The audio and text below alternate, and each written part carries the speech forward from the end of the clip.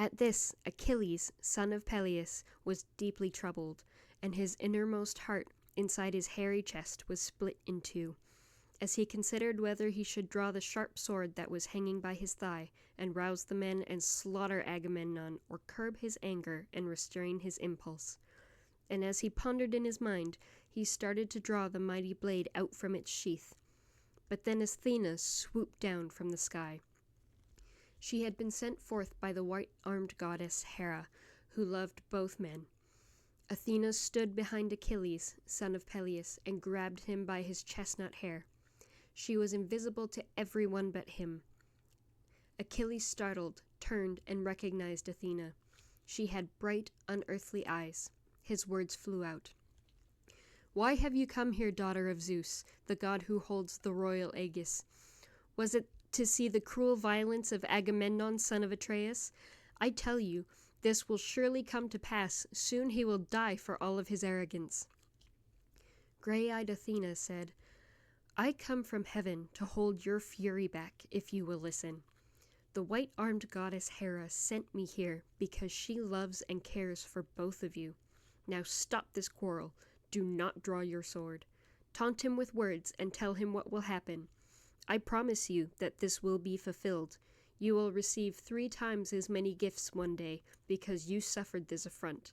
Listen to me. Hold back." And in reply, swift-footed Lord Achilles said to her, "Goddess, when you two speak, a man must listen, however furious his heart may feel. It is the better choice. The gods take heed of those who show obedience to them." Grasping the silver hilt with his strong hand, he pushed the big sword back into its scabbard.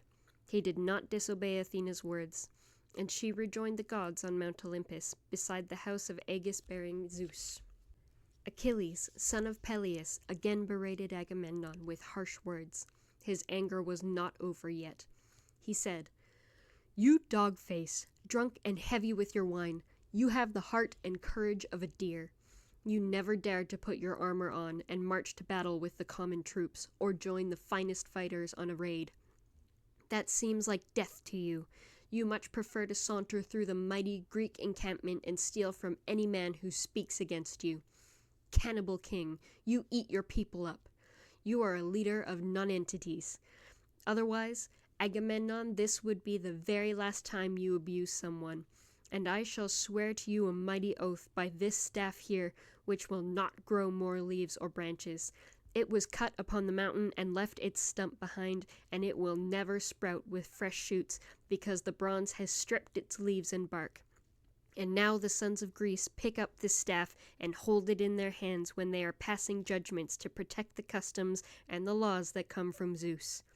By this I swear to you a mighty oath.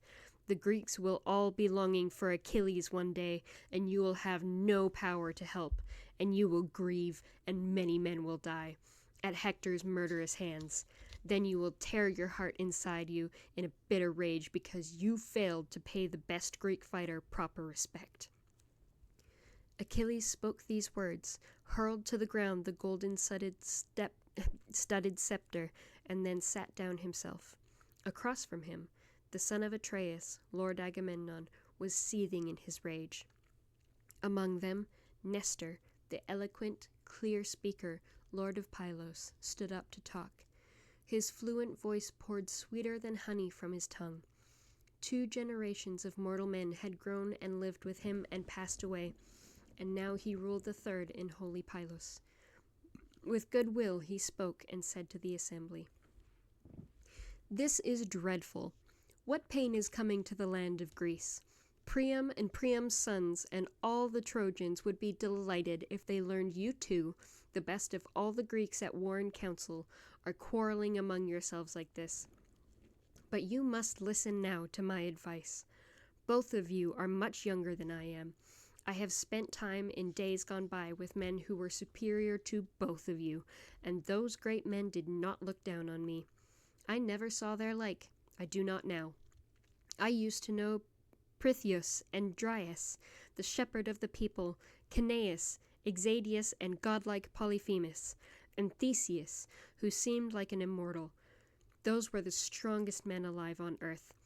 They fought the strongest mountain beasts and killed them. I was in distant Pylos, but they asked me to join them, and alone I went to battle. No man on earth today could fight with them, but they paid heed to my advice and listened and did as I advised. So you should also listen to me. Obedience is best. You, Agamemnon, are a mighty man, but do not take that woman. Leave her be. The Greeks gave her to him to be his trophy, and you, Achilles, son of Peleus, do not confront a ruler face to face. A ruler with a staff who has been granted glory by Zeus receives a special status, and so even if you are the stronger man, and even though a goddess was your mother, he is more powerful because he rules over a much larger group of people. But son of Atreus, Lord Agamemnon, restrain your rage. Give up your furious anger against Achilles. Please, I beg of you. He is the greatest defense for all the Greeks against horrific war. Lord Agamemnon replied, Old man, all that is well and good, but this man wants to be superior to everybody else, to dominate, to lead us all, to rule us all, to give orders to everyone. In my opinion, nobody will comply with his commands. If deathless gods have made him good at fighting, must his insulting slander sprint ahead? Godlike Achilles interrupted him and said, I would surely be called a coward and a nonentity if I bowed down to follow you in everything you say. Go and give orders to other men, but do not ever tell me what to do. I am all done with listening to you, but I will tell you this, take it to heart. I will not use my hands to fight with you about a woman or with anyone. Although you gave her to me, then took her back,